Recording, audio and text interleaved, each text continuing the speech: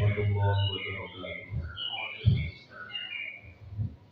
Allahu akbar, Allahu akbar, Allahu akbar, Allahu akbar, Allahu akbar, Allahu akbar, Allahu akbar, Allahu akbar. Alhamdulillah. Subhana man ja'ala awwala baydin wudi'a lin-nasi lilladhi bi Bakkata mubarakan wa hudan lil 'alamin. ورفع للمؤمنين علما بالتكبير والتهليل والتحميد شعارا لهذا الدين وجعل عند مشاعره وحج بيت الحرام الآمين. أشهد أن لا إله إلا الله العزيز الرحيم وأشهد أن محمدا عبده ورسوله النبي الكريم وعلى آله وصحبه الأبرار أجمعين. اللهم صل وسلم على سيدنا محمد وعلى آله وصحبه أجمعين.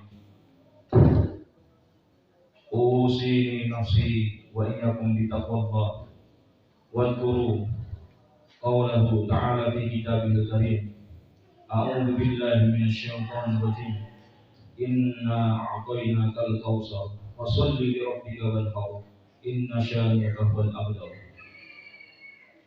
يا أيها الحاضرون اتقوا الله واعلموا أن الله مع المتقين. Allahu Akbar, Allahu Akbar, Allahu Akbar. Jamaah salat Idul Adha yang dimuliakan oleh Allah, marilah kita bersama-sama memanjatkan puji dan syukur kehadirat Allah Subhanahu wa Ta'ala. Hanya karena nikmat karunia-Nya kita semua dalam keadaan sehat walafiat dapat menjalankan salat Idul Adha di Pondok Pesantren Darul Ulum Akimiyah ini. Sholawat beserta salam mari kita sama-sama limpahkan, kita curahkan kepada junjungan kita baginda Rasulullah Muhammad sallallahu alaihi wasallam yang membawa pelita iman, Islam dan ihsan dalam kehidupan kita. Jamaah Idul Adha rahimakumullah. Dalam memperingati hari raya Idul Adha atau Idul Kurban ini, marilah kita mencermati kembali pesan Al-Quran tentang berkorban bagi kehidupan bermasyarakat, beragama, berbangsa dan bernegara. Menjalankan ajaran dan perintah agama dalam masyarakat kontemporer, masyarakat seperti ini yang kompleks selalu memerlukan kontekstualisasi atau fresh yang segar mencerahkan. Kontekstualisasi selalu diperlukan agar supaya pesan-pesan agama, risalah keagamaan tidak kehilangan relevansi dalam kehidupan manusia. Perintah untuk melakukan kontekstualisasi bukannya datang dari luar, tetapi bermula dari Al-Quran itu sendiri.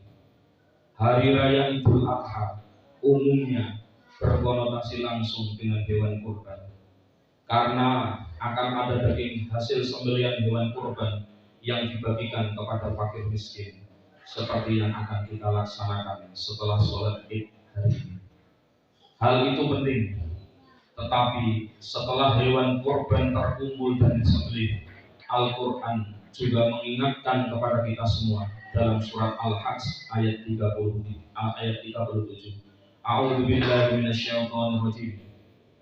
Lan yanalallaha luhumha wala dima'uha walakin yanaluhu at-taqwa minkum. Surat Al-Hajj ayat 30 yang artinya kurang lebih daging-daging unta atau daging-daging korban dan darahnya itu sekali-kali tidak dapat mencapai keridhaan Allah, tetapi ketakwaanlah yang dapat mencapainya. Hadirin sidang Idul Adha yang dimuliakan oleh Allah, ketakwaan adalah tujuan utama manusia melakukan kurban. Ketika daging dan darah kurban diangkat ke tingkat yang lebih tinggi, yakni derajat takwa, maka terjadi proses pemuliaan niat, penataan ulang dan penjernihan tujuan umat beragama dalam berhubungan dengan lingkungan dan kemanusiaan semesta. Niat, maksud hati dan tujuan beragama rupanya tidak bisa berangkat dari ruang yang hampa. Niat, maksud, hati, dan tujuan tidak dapat dilepaskan dari sebuah konteks, yaitu konteks persoalan yang dihadapi seseorang sebagai selaku pribadi, konteks persoalan masyarakat muslim dalam pergaulan dunia, konteks persoalan bangsa dan negara, konteks perkembangan ilmu pengetahuan, sains, teknologi, dan seterusnya. Maka takwa dalam Al-Quran ternyata sangat kontekstual dan padat dengan muatan persoalan sosial kemasyarakatan. Ketika takwa dikaitkan dengan ibadah puasa Ramadan misalkan, sebagaimana yang disampaikan oleh Allah dalam Al-Baqarah ayat 183, jelas-jelas ketakwaan di sini mempunyai konteks kesejarahan atau hubungan historis dengan praktik umat-umat beragama terdahulu. Kama kutiba 'alal ladzina min qablikum, jauh sebelum Nabi Muhammad membawa risalah. Tentu orang muslim harus melakukan ibadah puasa sebagaimana orang-orang terdahulu melakukannya. Namun ketika takwa dikaitkan dengan anjuran untuk segera memohon ampunan kepada Allah, wasari'u ila magfiratin min rabbikum, ternyata ketakwaan di sini dikontekskan dan dihubungkan dengan dimensi kemanusiaan yang mendasar, yaitu kesediaan seseorang untuk melakukan 3 hal. Sekali lagi, ketakwaan ketika kita kontekskan dan kita hubungkan dengan dimensi kemanusiaan yang mendasar, maka ketakwaan itu menuntut seseorang untuk melakukan 3 hal. Yang pertama adalah kesediaan memberikan bantuan kepada yang sedang mengalami atau mengalami kesulitan. Alladzina yunfiquna fis sarra'i wad dharra. Apalagi di masa-masa pandemi seperti ini. Tentu makna takwa kita kontekstualkan dengan kesediaan untuk memberi bantuan kepada orang-orang yang sedang mengalami kesulitan. Yang kedua adalah kemampuan menahan amarah, al-kadhibina al-ghaidh. Bagaimana situasi yang seperti ini tentu banyak sekali memicu berbagai persoalan-persoalan di berbagai aspek. Apakah aspek ekonomi, aspek sosial, aspek psikologi, dan hampir semua dimensi kehidupan kita. Dan yang ketiga, bahwa kontekstualisasi takwa untuk dimensi kemanusiaan adalah kesediaan untuk memberi maaf kepada sesama, al-'afina 'anil nas. Bagaimana individu di antara kita adalah individu sosial yang tidak bisa lepas dengan orang lain, yang berarti kita saling berhubungan baik secara langsung maupun tidak. Komunikasi, hubungan muamalah tidak jarang bersinggungan dan bergesekan di antara kita. Maka sekali lagi, kesediaan memberi maaf kepada sesama adalah makna kontekstualisasi takwa di era seperti ini. Allahu Akbar, Allahu Akbar, Allahu Akbar. Jamaah salat Idul Adha yang dimuliakan oleh Allah, bagaimana memahami dan melaksanakan kontekstualisasi makna kurban yang juga dikaitkan dengan takwa? Maka tindakan pengorbanan Nabi Ibrahim dan Nabi Ismail memang unik dan penuh nilai. Tindakan unik dan bermuatan nilai tinggi yang tercatat dengan tinta emas dalam sejarah agama-agama. Pengorbanan atau kesediaan berkorban untuk menjalankan tugas yang diberikan oleh orang lain. Hal ini adalah bapaknya sendiri, yakni Nabi Ibrahim alaihissalam. Setidaknya ada 3 nilai fundamental keagamaan keislaman yang terkandung dalam tindakan seseorang untuk rela berkorban. Pertama adalah disiplin. Bagaimana kesiapan diri dari diri seseorang untuk mentaati dan mematuhi aturan, tata tertib, hukum, kontrak, atau perikatan sosial yang telah disepakati bersama. Bagaimana di era PPKM ini tentu adalah sesuatu yang menjadi ikhtiar agar kita bisa meminimalisir penyebaran COVID-19. Kesepakatan antara bapak dan anak, kesepakatan antara pemimpin dan yang dipimpin, antara pemerintah dan rakyat, dan begitu pula sebaliknya. Ketaatan dan kepatuhan terhadap aturan, hukum, dan tata tertib yang telah tertanam kuat dalam diri seseorang disebut disiplin. Makna yang kedua adalah etos, yakni adanya motivasi diri dari dalam yang mampu mendorong, membangkitkan semangat, dan menghimpun tenaga berdaya kekuatan besar, mengumpulkan seluruh energi untuk menjalankan tugas, meraih cita-cita besar, luhur dan mulia. Inner driving force, inilah yang disebut oleh ahli ekonomi sebagai etos. Etos kerja yang kuat, pantang menyerah, dan penuh optimisme. Ketiga adalah dedikasi, yakni kerelaan menjalankan tugas dengan sepenuh hati, penuh semangat, tanpa ragu, terlibat penuh dalam menyelesaikan tugas apapun untuk meraih cita-cita luhur tersebut. Cita-cita luhur tidak dapat diraih tanpa dedikasi, tanpa keikhlasan, dan tanpa keterlibatan penuh dari pelakunya. Rela berkorban, penuh keikhlasan untuk meraih cita-cita, mengejar kebaikan sosial dan kesejahteraan bersama, selalu mendasari tindakan-tindakan keagamaan yang tulus, otentik. Fungsi nilai fundamental keagamaan keislaman tersebut jelas ada di belakang tindakan pengorbanan Nabi Ibrahim dan Nabi Ismail alaihissalam yang kita peringati pada hari ini.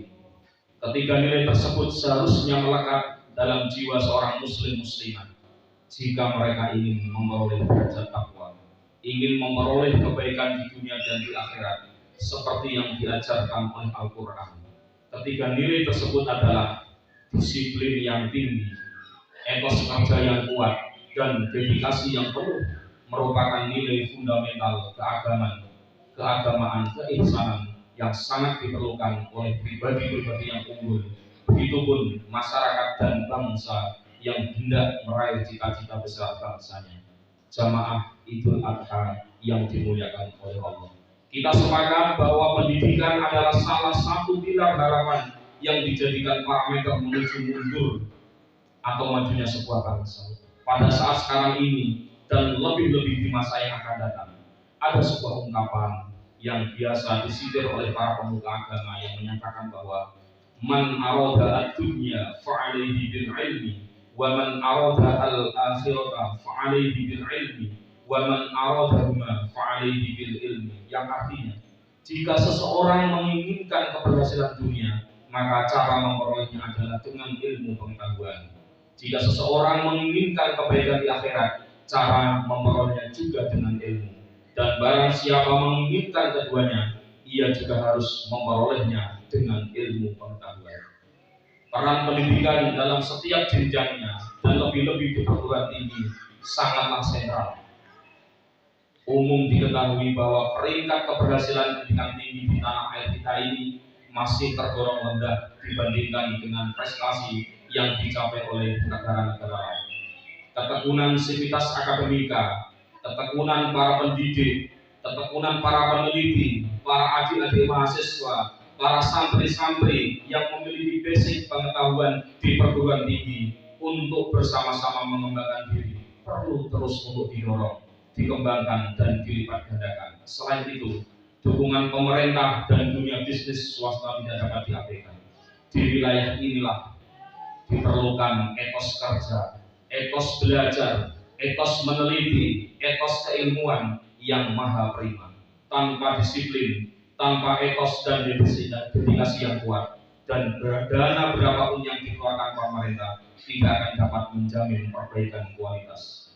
Kesungguhan, keseriusan, keterpanggilan, kerelaan untuk berkorban, meluangkan waktu untuk membaca, untuk belajar, mencintai perpustakaan, mencintai untuk menulis, mencintai untuk menguasai bahasa asing, khususnya bahasa Arab sebagai bahasa pokok dalam Al-Quran, menguji coba, mengembangkan, melakukan inovasi, melebarkan kolaborasi dan networking keilmuan adalah bagian yang tidak terpisahkan dari upaya menaikkan citra dan harga diri keluarga, citra bangsa dan negara.